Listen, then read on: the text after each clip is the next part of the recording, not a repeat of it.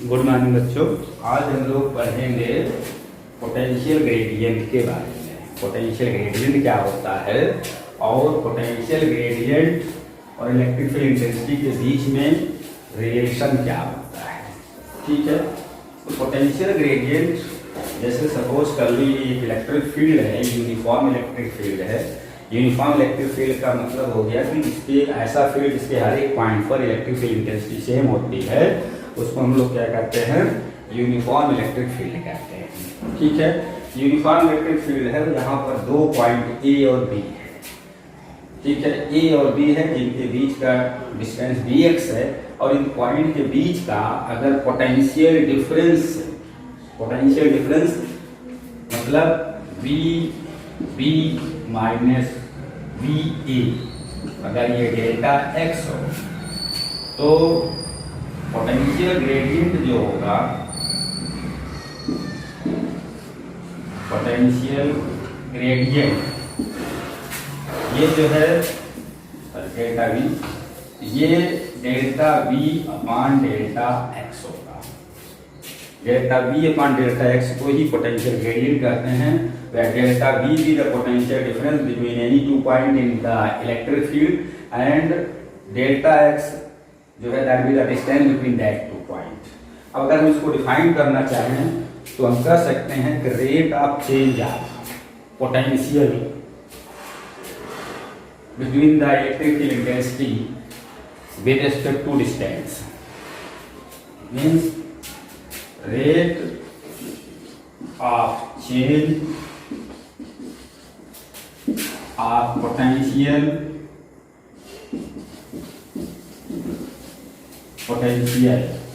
with respect to distance is known as potential gradient।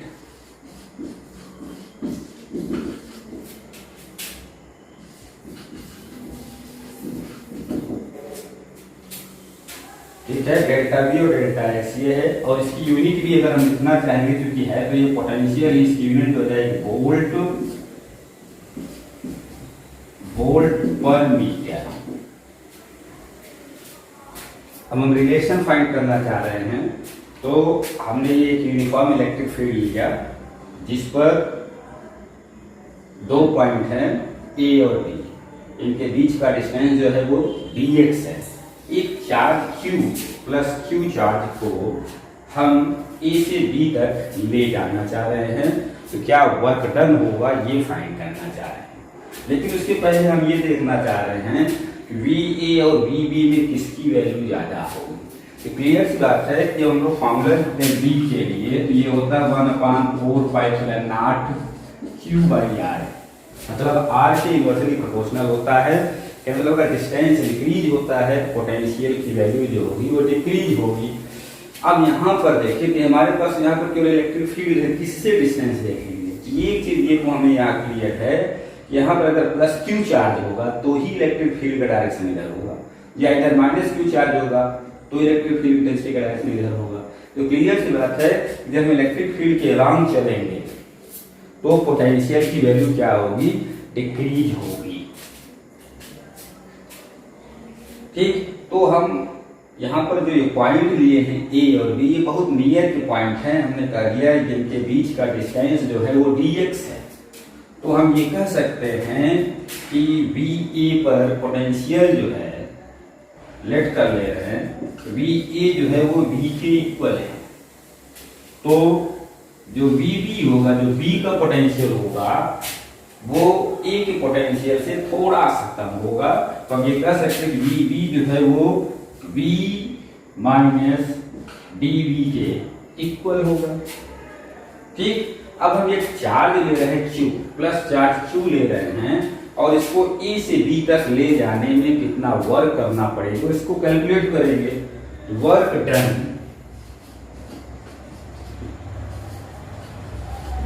Done in bringing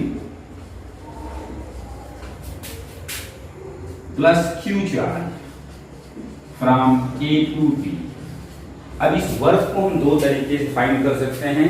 एक तो work is equal होता है charge into potential difference और दूसरा होता है फोर्स इनटू डिस्प्लेसमेंट। तो पहले हम वर्क डन फाइंड करने चल रहे हैं इससे Q इनटू डेल्टा V के फॉर्मूले से। तो ये Q हो गया और डेल्टा V जो हमारे पास होगा, क्योंकि हम चार्ज को A से B पर ले जा रहे हैं तो पहले पोटेंशियल किसका होगा, B का, देन माइनस पोटेंशियल होगा A का, और ये VB जो है वो क्या है, B माइनस BV है, और जो VA है उसको हमने कंसीडर किया है V है।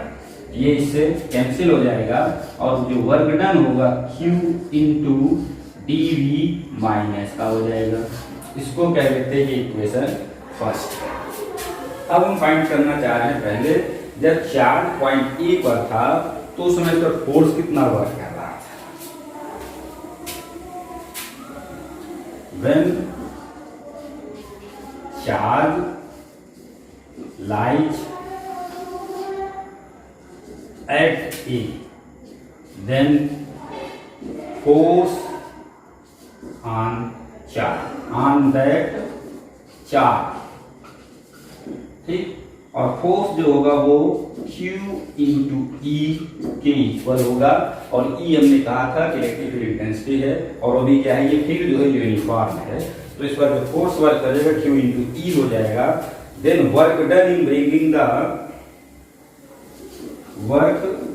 Done in bringing the charge Q from A to B, और ये हो जाएगा W is equal to F into dx, और यहाँ पर F जो है वो Q है, QE और इंटू dx करेंगे। ये इक्वेशन सेकेंड हो गया। सेम वर्क का कैलकुलेशन हमने यहाँ पर किया है, बट जो है मेथड अलग अलग है, तरीके अलग अलग हैं, बट अमाउंट ऑफ वर्क जो होगा वो तो सेम ही होगा।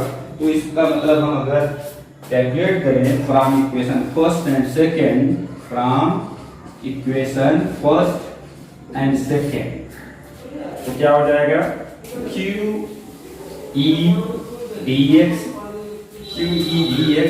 और ये जो होगा ये माइनस Q इंटू dV के इक्वल होगा, और ये Q से Q कैंसिल आउट हो जाएगा, और E इक्वल टू हो जाएगा माइनस dV बाई dx। अंदर इलेक्ट्रिकल इंटेंसिटी जो होता है वो become equal to the negative rate of change of potential difference, potential with respect to distance. आज इस तरह से E become equal to negative potential gradient of the field, E equal to minus dV by dx, और यहीं से electrical intensity का एक unit भी आता है, और वो क्या होता है, वोल्ट पर मीटर होता है। तो क्लियर सी बात है, कोई भी फार्मूला अगर हमें इलेक्ट्रिकल इंटेंसिटी के लिए हमारे पास है, पोटेंशियल के लिए अगर फार्मूला हमारे पास है और उसको हम negative rate of with respect to distance अगर फाइंड कर लेंगे, हमें क्या मिल जाएगा, इलेक्ट्रिकल इंटेंसिटी मिल जाएगी। ठीक है, तो अब इसके आगे हम बताने चल रहे हैं इसके हेल्प से कि हम लोग potential difference charge shell, spherical charge shell के अंदर कैसे फाइंड करेंगे, उसका फॉर्मूला डिराइव करेंगे। ठीक है,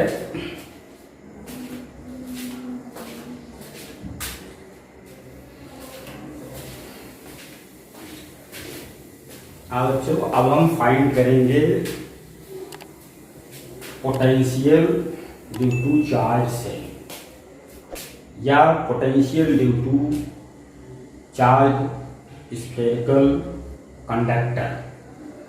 दोनों के कारण इलेक्ट्रिकल इंटेंसिटी का फॉर्मूला सेम होता है, और उसके हेल्प से हम लोग जो है पोटेंशियल के लिए फॉर्मूला डिराइव करेंगे।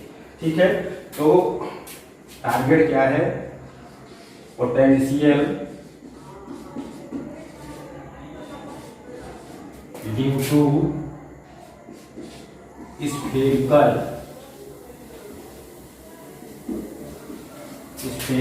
Charge cell.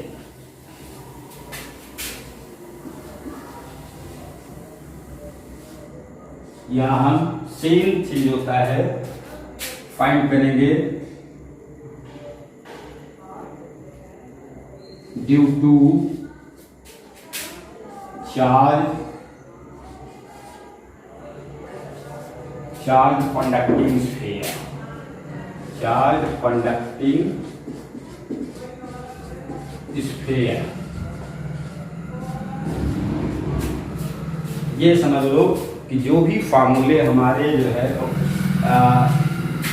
चार्ज सेल के कारण होता है, चाहे इलेक्ट्रिक फील्ड का हो चाहे पोटेंशियल का हो, सेम फार्मूला जो है हमारा चार्ज कंडक्टिंग स्फीयर के लिए, सॉलिड स्फीयर हो बट कंडक्टिंग अगर है तो वही सारे फार्मूले उसके लिए भी होता है। क्यों ऐसा होता है? क्योंकि जब हम लोग कंडक्टिंग स्फीयर को चार्ज करते हैं तो वो जो चार्ज होता है उसके अंदर ना जा करके स्फीयर के सरफेस पर यूनिफॉर्मली डिस्ट्रीब्यूट हो जाता है। और सेम वैसे ही ये बिहेव करता है जैसे कि स्फेरिकल सेल को हम चार्ज करेंगे, जब स्फेरिकल सेल को चार्ज करेंगे तो भी चार्ज कहाँ होगा? यूनिफॉर्मली सेल के ऊपर ही, सेल के सरफेस पर ही होगा। इसलिए दोनों सेम तरीके से बिहेव करते हैं। तो हम जिस जैसे फार्मूला स्फेरिकल सेल का फाइंड करेंगे ठीक वैसे ही कंडक्टिंग स्फीयर का होगा। तो सपोज कर लेते हैं कि यहाँ पर हमारे पास एक स्फेरिकल चार्ज स्फीयर है, स्फेरिकल चार्ज सेल है, ठीक है, और ये इसका सेंटर है, इसका रेडियस कह लो कैपिटल आर, और इसके कारण हमें एक पॉइंट दिया है, कल ये पॉइंट P है, इस पॉइंट पर पोटेंशियल फाइंड करना है। अब ये पॉइंट P का पोजीशन जो हो वेरिएबल है, ये पॉइंट या बाहर भी हो सकता है सेल के सरफेस पर भी हो सकता है, सेल के अंदर भी हो सकता है, मतलब तीनों कंडीशन के लिए हमें फार्मूला डिराइव करना होगा, ठीक है। तो हमें पता है, पहले ही हमने इलेक्ट्रिक फील्ड इंटेंसिटी के जो हमने भेजे हैं कई पार्टों में, वहां पर देखोगे कि स्फेरिकल सेल के कारण इलेक्ट्रिक फील्ड इंटेंसिटी के हमने फार्मूला डिराइव किया है, ठीक है। तो जब पॉइंट आउटसाइड होगा, when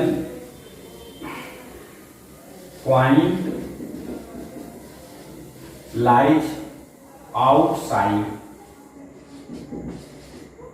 of the cell, shell के बाहर होगा तो उस केस में इलेक्ट्रिक फील्ड इंटेंसिटी का formula E is equal to होता है 1/4 pi epsilon naught Q upon R square. Q भी the charge on the shell, shell के ऊपर चार्ज है, और R जो है पॉइंट का सेंटर से डिस्टेंस है, लेकिन जो पॉइंट है वो कहाँ होना चाहिए? सेल के बाहर होना चाहिए या सेल पर होना चाहिए, उस केस के लिए फॉर्मूला है। और when point lie inside the cell, shell के इनसाइड होता है तो उस समय इलेक्ट्रिक इंटेंसिटी जो होती है वो 0 होता है, ठीक है। अब रिलेशन हम देख रहे हैं, relation between electric field intensity और पोटेंशियल ग्रेडियंट जो होता है, और ये हम लोगों ने देखा वो होता है E is equal to minus dV by dx, या इसी को हम लोग कह सकते हैं E is equal to minus dV by dx, क्योंकि वहां पर वेरिएबल हमने वेरिएबल डिस्टेंस दोनों में है, लेकिन वहां पर x से रिप्रेजेंट किए थे और यहाँ पर वेरिएबल हम r ले रहे हैं, तो हम लिख सकते हैं E is equal to minus dV by dr। E हमें पता है, V फाइंड करना है, कैलकुलस अप्लाई करेंगे तो क्या हो जाएगा? dV इज इक्वल टू हो जाएगा minus E into dr। Simple सा, सारी ढंग से चेंज किया। अब इसको हमें इंटीग्रेट करना पड़ेगा, ठीक है। तो V इज इक्वल टू हो जाएगा माइनस इंटीग्रेशन करेंगे E dr, ठीक। अब हमें सोचना है कि कहां से कहां तक इंटीग्रेट करें, मतलब इसकी लिमिट क्या होगी। तो पोटेंशियल का, इलेक्ट्रिक पोटेंशियल का हमने डिफिनेशन बताया था कि यूनिट पॉजिटिव चार्ज को इन्फिनिटी से इलेक्ट्रिक फील्ड के अंदर किसी पॉइंट तक लाने में जो वर्क करना पड़ता है उसी को हम लोग क्या करते हैं, उस पॉइंट का इलेक्ट्रिक पोटेंशियल कहते हैं। तो क्लियर सी बात है, हमें चार्ज को कहां से लाना, इंफिनिटी से लाना, कहां तक लाना है, पी तक लाना है। अगर इंटीग्रेट करेंगे इसको from infinity to R, infinity to R, ठीक है। अब पहले हम आउटसाइड पर जो फाइंड करेंगे,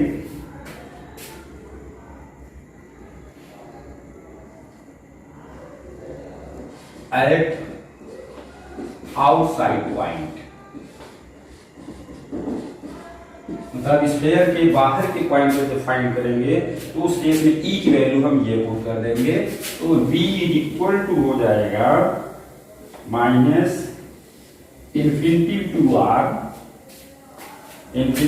आर, और ई की वैल्यू हमारे पास है 1/4 pi epsilon naught q upon R square dr, ठीक। और यहां पर अगर देखें q/4 पाई एप्सिलॉन नॉट, ये सारी वैल्यूज कांस्टेंट हैं ये। और बचा क्या हमारे पास, इंफिनिटी टू आर, या आर स्क्वायर बचा, अगर इसको ऊपर ले जाएंगे तो r पावर -2 हो जाएगा और ये dr हो जाएगा। और x पावर n को जब हम लोग इंटीग्रेट करते हैं फॉर्मूला होता है x power n + 1 upon n + 1, ठीक। वैसे यहाँ पर पावर -2 है, जब इसको इंटीग्रेट करेंगे तो क्या हो जाएगा, -q/4 pi epsilon not r की पावर -2 + 1 अपॉन -2 + 1, और लिमिट है फ्रॉम इंफिनिटी टू r, ठीक।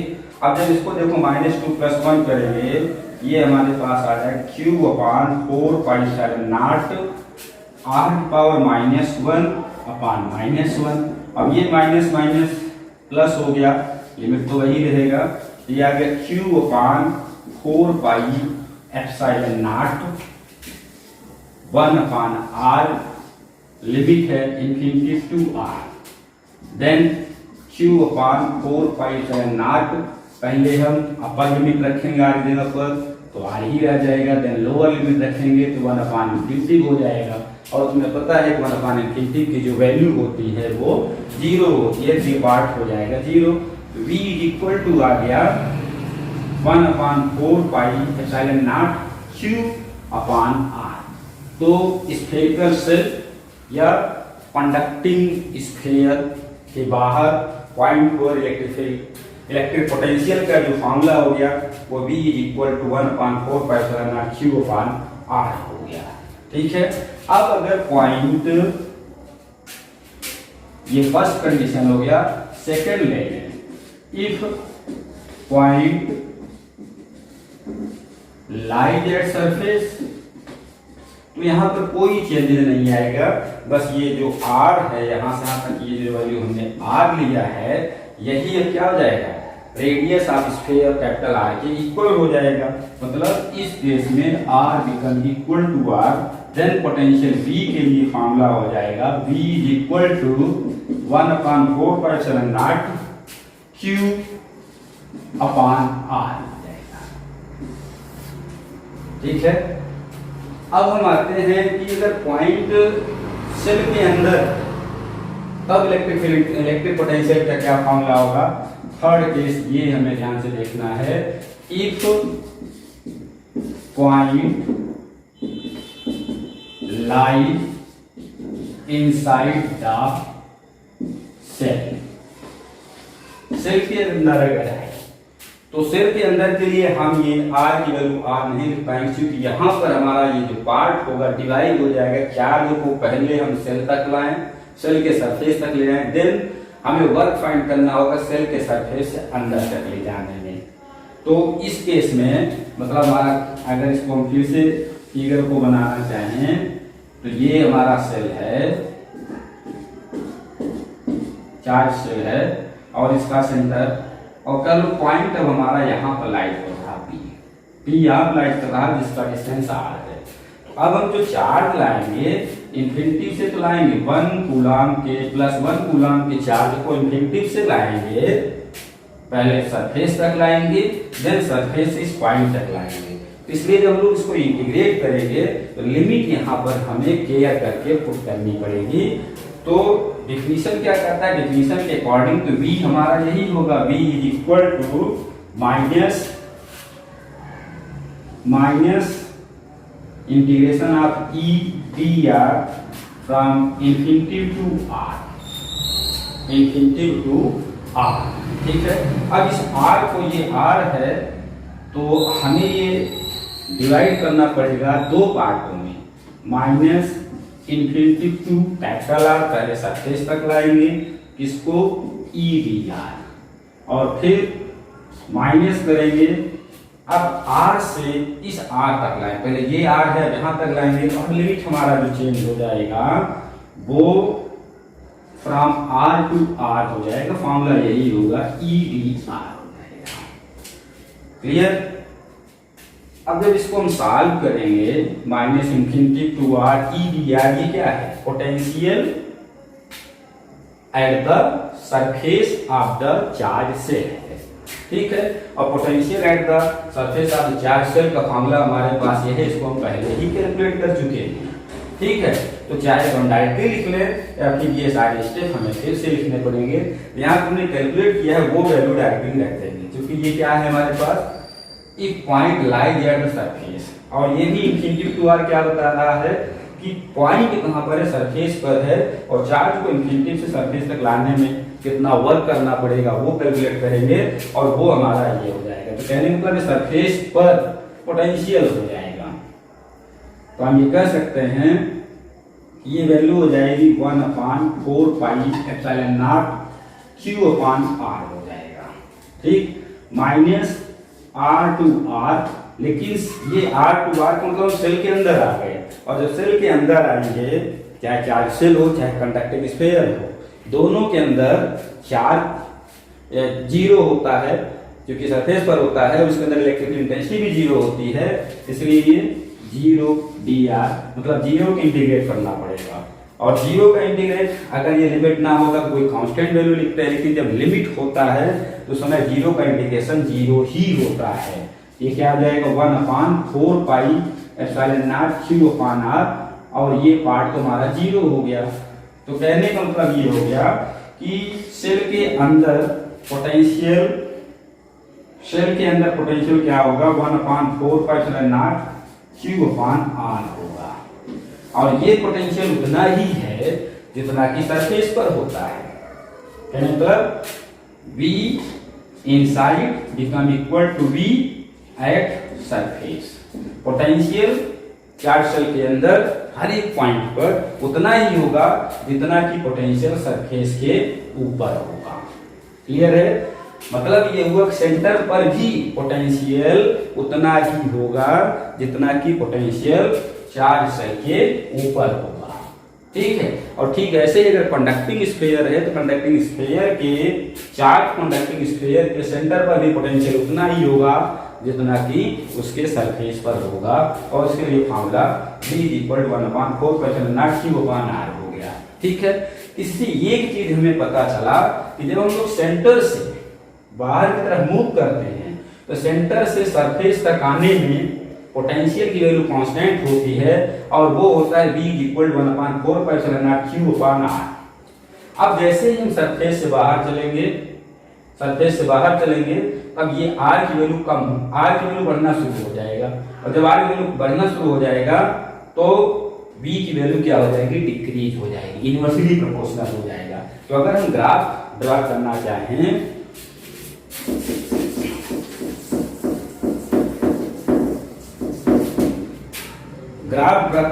जैसे सपोज कर लो ये x एक्सिस पर जनरली हम लोग r लेते हैं और y एक्सिस पर पोटेंशियल v लेते हैं, ठीक है। अब हम सपोज कर लेते हैं 1/4 pi epsilon naught q upon r, ये वैल्यू जो होगी इलेक्ट्रिक पोटेंशियल मैक्सिमम होगी जो कि सरफेस या सेल के अंदर पर होगा। तो मतलब सेल के अंदर अगर ये v हम यहाँ पर कंसीडर कर लें, तो v की वैल्यू जब ये जो r है, जब कैपिटल R की इक्वल होगा, जब तक मतलब यहां से लेके यहां तक पोटेंशियल सेम रहेगा और वो v के इक्वल बना रहेगा, ठीक है। अब इसके बाद जैसे ही चलेंगे, अब ये r वेरिएबल हो जाएगा, क्योंकि मतलब ये पोटेंशियल जो होगी अब आर के इन्वर्सली प्रोपोर्शनल हो जाएगी। अंदर तो कांस्टेंट बना रहेगा, लेकिन जैसे ही बाहर चलेंगे वो इन्वर्सली प्रोपोर्शनल हो जाएगी और डिक्रीज होना शुरू हो जाएगा, डिक्रीज होना शुरू हो जाएगा। लेकिन जीरो कभी नहीं होगा, जीरो तब होगा जब ये आर की वैल्यू इनफाइनाइट हो जाएगी। ठीक है, तो आर की वैल्यू इनफाइनाइट हो जाएगी, इसका मतलब ये पोटेंशियल डिक्रीज तो होगा, ठीक है, लेकिन कट नहीं करेगा। तो ये V और R के बीच में जो ग्राफ होगा वो ये हो जाएगा। ठीक है बच्चों, आशा करते हैं कि तुम लोग को समझ में आया होगा। अगर कहीं प्रॉब्लम लगती है तो तुम लोग इसको फिर से पूछ सकते हो, हम उसको फिर से क्लियर करेंगे। ठीक है, अगर वीडियो अच्छा लगा हो, समझ में आया हो तो लाइक और शेयर करें। Thank you.